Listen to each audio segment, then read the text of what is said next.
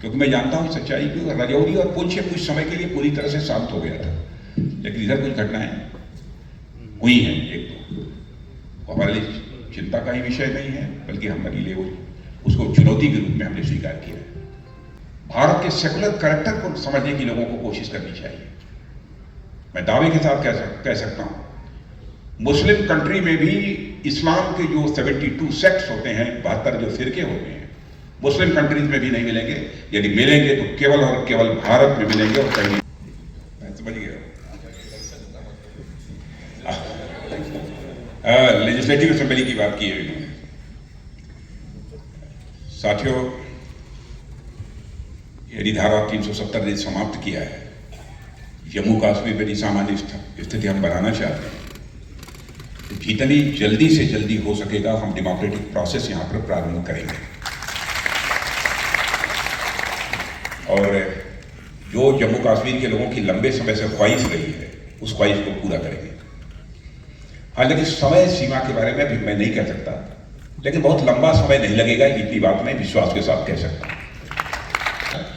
रक्षा मंत्री जी, हमने देखा कि किस प्रकार मोदी सरकार ने पिछले 9 वर्षों में आतंकवाद के खिलाफ एक बहुत बड़ी इच्छा शक्ति जताई है, चाहे वो उड़ी आतंकी हमले के बाद सर्जिकल स्ट्राइक्स हो या पुलवामा आतंकी हमले के बाद एयर स्ट्राइक्स हो, वो भी पाकिस्तान के अंदर।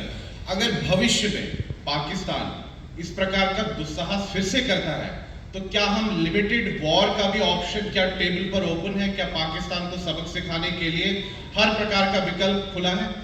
और साथ ही में राजनाथ जी, आपको क्षमा चाहूंगा आपको टोकने के लिए, जो आपने अभी अपने संबोधन में arm force special powers act के बारे में जो बात की जम्मू कश्मीर के बारे में, क्या उसकी आप समय सीमा दे सकते हैं कि कब तक ये हटा लिया जाएगा? धन्यवाद। मैं एक समय सीमा नहीं दूंगा, और ऐसी चीजों में समय सीमा दी भी नहीं जाती है।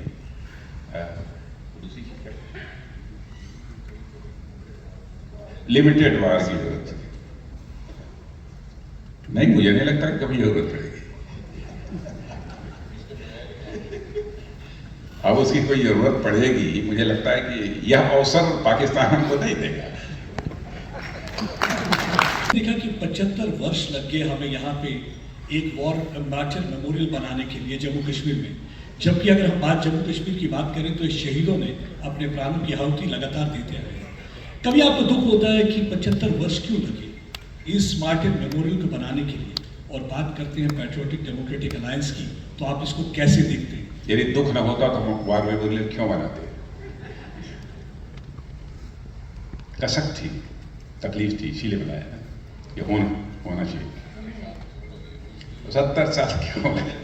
अब इसका मैं जाने दिया, 70 साल को इस जानबूझकर मैं उसका उत्तर इसलिए नहीं दे रहा, मैं पॉलिटिकल इसको पोलिटिसाइज नहीं करना चाहता। दूसरा ही सवाल इसके साथ का है कि मणिपुर के लिए जो ऑल पार्टी मीटिंग हुई, उसके बाद भी हमने देखा सियासत शुरू हो गई है। सब कहते हैं कि ऑल पार्टी डेलीगेशन को भेजना चाहिए मणिपुर, तो आप क्या चाहते हैं कि होना चाहिए ऐसा? तो क्या कहना चाहेंगे उन सियासी जमातों को जो कि ऐसे इश्यू पर भी ना यूनाइटेड होकर इसे बांटने की कोशिश कर रहे हैं और इस पर सियासत कर रहे हैं? वहां की स्थिति को देखते हुए जो कुछ भी गृह मंत्रालय को फैसला लेना होगा वो फैसला लेगा, और जो भी गृह मंत्रालय फैसला लेगा वह मणिपुर के लिए भी हितकर होगा, ऐसा मेरा विश्वास है। वो उचित फैसला ही देगा। सर, प्रधानमंत्री नरेंद्र मोदी इस वक्त जिस तरह से यूएस से वापस लौटे हैं, कहीं ना कहीं आपने भी बात की कि जो ट्रेडिशनल पावर्स हैं उनके साथ हम जो है अलायंस में आ रहे हैं, चाहे आर्म्स डील हो या बाकी चीज़ें। लेकिन उस बीच जो यूएस के पूर्व राष्ट्रपति हैं ओबामा, उन्होंने कहीं ना कहीं भारत को जो है माइनॉरिटीज़ पर सीख देने की कोशिश की है।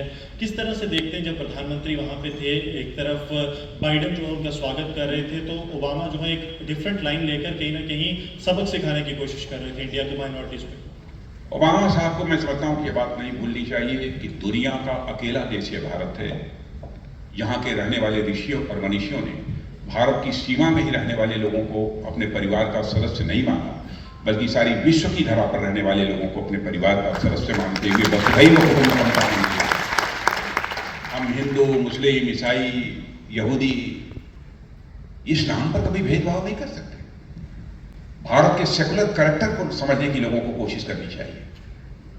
मैं दावे के साथ कह सकता हूं, मुस्लिम कंट्री में भी इस्लाम के जो 72 सेक्ट्स होते हैं, 72 जो फिरके होते हैं, मुस्लिम कंट्रीज में भी नहीं मिलेंगे। यदि मिलेंगे तो केवल और केवल भारत में मिलेंगे और कहीं नहीं। कुछ एक परसेप्शन सारी दुनिया में बनाने की कुछ ताकतों ने कोशिश की है, उसी आधार पर शायद लोगों की धारणा बनी होगी। उनको अपने बारे में भी सोचना चाहिए, कितनी मुस्लिम कंट्रीज के ऊपर उन्होंने अटैक किया है, आप अच्छी तरह जानते हैं। पाकिस्तान की भी बात आपने की और चीन की बात भी आपने की, लेकिन अगर हम बॉर्डर पार की बात करें तो पाकिस्तान और चीन की जुगलबंदी काफ़ी नज़र आती है। चीन लगातार पाकिस्तान को हर एरिया में मदद कर रहा है, खासतौर पर इंफ्रास्ट्रक्चर, जो बॉर्डर इंफ्रास्ट्रक्चर है उसमें मदद कर रहा है। इसको कितना बड़ा कंसर्न आप मानते हैं? आपको लगता है कि हमने देखा कि जो अटैक हुए उसमें भी चीन के हथियार, बुलेट, सब चीज़ें बरामद हुई। आपको लगता है एक बहुत बड़ा कंसर्न है और इस पर नज़र रखी हुई है? स्पेसिफिक इस संबंध में कुछ बोलने के से परहेज करते हुए मैं इतना ही कहूँगा कि जिस भी प्रकार के चैलेंजेस आएंगे, उन चैलेंजेस को मीट आउट करने की हमारे पास ताकत है और उन चैलेंजेस को मीट आउट करेंगे। सर, जैसे आपने कहा कि कश्मीर में हम देख रहे हैं, जब से धारा 370 हटाई गई है तो कश्मीर के हालात में एक सी डिफरेंस आया हुआ है। टेररिज्म के जो इंसिडेंट्स हैं, स्टोन पेल्टिंग बहुत कम हुए हैं। लेकिन पिछले कुछ देर में हम देख रहे हैं कि जम्मू संभाग में आतंकवादी गतिविधियां बढ़ रही हैं। इस साल हमने देखा पुंछ, रजौरी में जो आतंकी गतिविधियां हुई हैं, उससे डील करने के लिए आप भी आए थे, आपने काफ़ी रिव्यू मीटिंग्स ली हैं। तो इस तरह के चैलेंज को डील करने के लिए सर क्या किया जाता है?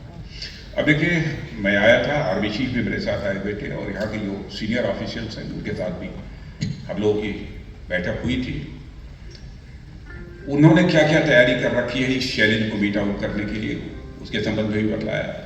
कुछ उसमें सुझाव भी आए कि आगे हमें और क्या करने की जरूरत है, क्योंकि मैं जानता हूँ सच्चाई की रजौरी और पुंछ कुछ समय के लिए पूरी तरह से शांत हो गया था, लेकिन इधर कुछ घटनाएं हुई हैं एक दो, हमारे लिए चिंता का ही विषय नहीं है, बल्कि हमारे लिए उसको चुनौती के रूप में हमने स्वीकार किया है। फ्रॉम कश्मीर, फरजाना,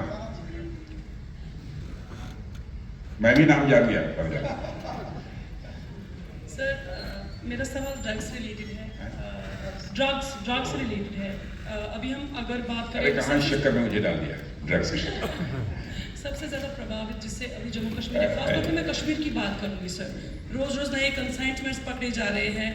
ये नो डाउट कि लोग पकड़े जाते हैं, लेकिन अभी भी जिससे कहेंगे कि जड़ से नहीं उखाड़ा गया, जिसको कहेंगे कि जड़ से दूर नहीं हुई है, इसको हम बीमारी कहेंगे। तो इसके लिए क्या नीति रहेगी, क्या आगे स्टेप्स उठाएगी गवर्नमेंट, ताकि ये चीज़ खत्म हो जाए कम्प्लीटली कश्मीर से, जम्मू कश्मीर से? देखिए, आपने कहा ना कि लोग पकड़े जा रहे हैं, कार्रवाई हो रही है, यानी गवर्नमेंट इस प्रॉब्लम से अच्छी तरह परिचित है और कर रहा है। गृह मंत्रालय इसको देख रहा है और इसके लिए जो भी स्ट्रेटजी बन रही होगी, क्योंकि उसके बारे में पूरी मैं आपको जानकारी नहीं दे सकता कि क्या स्ट्रेटजी बनी है, ये गृह मंत्रालय का विषय है। मॉडर्नाइजेशन ऑफ आर्मी के लिए आप क्या क्या स्टेप्स उठा रहे हैं, क्या उठा रहे अरे हैं? मॉडर्नाइजेशन ऑफ आर्मी के लिए बहुत बतलाया, तो बहुत चीज़ें हो रही है। मॉडर्नाइजेशन तो होना ही चाहिए, आप कर ही रहे हैं, बतला दिया है।